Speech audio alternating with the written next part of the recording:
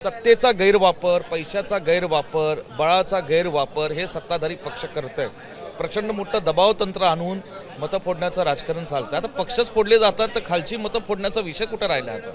पण तरी सुद्धा लोक, मला असं म्हणायचं आहे की महाराष्ट्राने दाखवून दिलं, महाविकास आघाडीच्या लोकांनी दाखवून दिलं की बहुतांशी लोक हे महाविकास आघाडीच्या पाठीशी मतदार हे राहिलेले आहेत। काँग्रेसचे विश्वजित कदम आपल्यासोबत आहेत। या निवडणुकांमध्ये काँग्रेसला किंवा महाविकास आघाडीला एकही जागा मिळाली नाही, असं का होतंय सातत्यानं?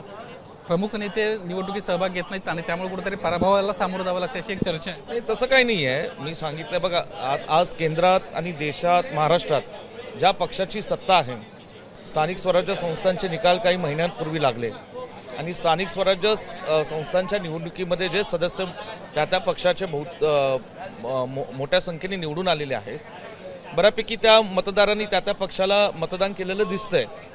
परंतु नाशिकच्या निवडणुकीत हे पण दिसतंय की मित्रपक्षामध्ये आणि महायुतीमध्ये प्रचंड मोठी गडबड आहे आणि महाविकास आघाडीचे बहुतांशी जी काय मतं आहेत ती महाराष्ट्राच्या निवडणुकीमध्ये ही शाबित राहिलेली, असं माझं ठाम मत आहे। तुमची मतं एकत्रित ठेवायला कुठेतरी कमी पडताय तुम्ही सर्व मंडळी विरोधात। सत्तेचा गैरवापर, पैशाचा गैरवापर, बळाचा गैरवापर हे सत्ताधारी पक्ष करत आहेत। प्रचंड मोठं दबाव तंत्र आणून मतं फोडण्याचं राजकारण चालतं। आता पक्षच फोडले जातात तर खालची मतं फोडण्याचा विषय कुठं राहिला आता। पण तरी सुद्धा लोक, मला असं म्हणायचं आहे की महाराष्ट्राने दाखवून दिलं, महाविकास आघाडीच्या लोकांनी दाखवून दिलं की बहुतांशी लोक हे महाविकास आघाडीच्या पाठीशी मतदार हे राहिलेले आहेत। महायुतीमध्येच फुटाफुटी आता सुरू झाली आहेच ना, त्यात काय, ते पहिल्यापासून चालू आहे। सातारा जिल्हा परिषद काय आणि आता नाशिकची विधान परिषद काय, अजून बरंच काय काय। आता देशाचा इतिहास मित्रपक्षांनी बघावा, सत्ताधारी मित्रपक्षांनी त्यांच्या मित्रपक्षांना कशी वागणूक दिली। लबाड लांडगं ढोंग करते, कर्जमाफीचं सोंग करते, अशा तुमच्या सगळ्यांकडून घोषणा देण्यात आल्या। आता ते खरंच ना,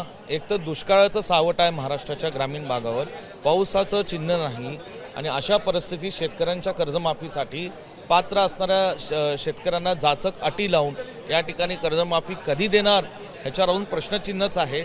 मग हे सरकार नक्की ढोंग करते, असं ठाम आमचं मत आहे, शेतकऱ्यांचं मत आहे। आपण पाहतोय कर्जमाफीच्या अनुषंगानं सरकार ढोंग करते, अशा पद्धतीची प्रतिक्रिया विश्वजित कदम यांना एबीपी माझाशी बोलताना दिली आहे। कॅमेरामन सचिन शिंदेसह निलेश बुधावले, एबीपी माझा, मुंबई। एबीपी माझा, उघडा डोळे बघा नीट।